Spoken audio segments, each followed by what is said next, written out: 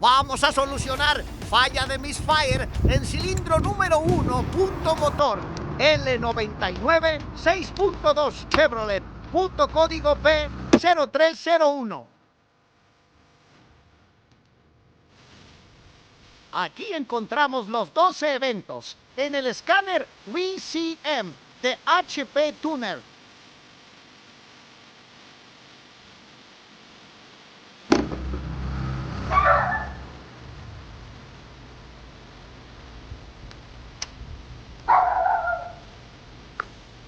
La falla es transitoria y solo en altas RPM.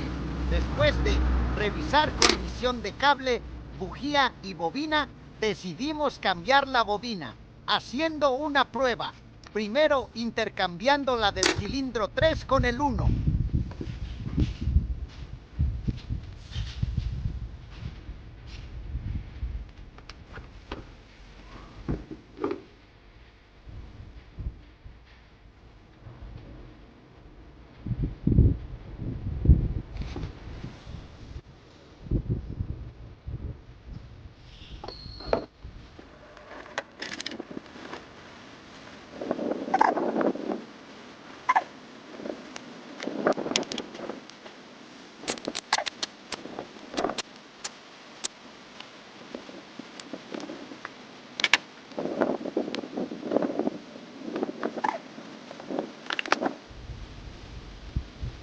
Ya que estamos, decidí cambiar todos los cables.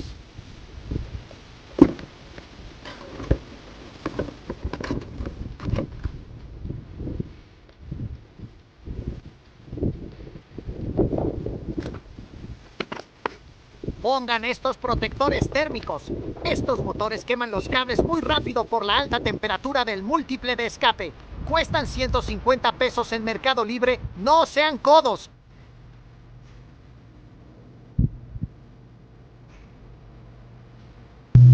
Dimos un roll, hicimos un no y no más Misfire. Hasta la próxima. Adiós, perros.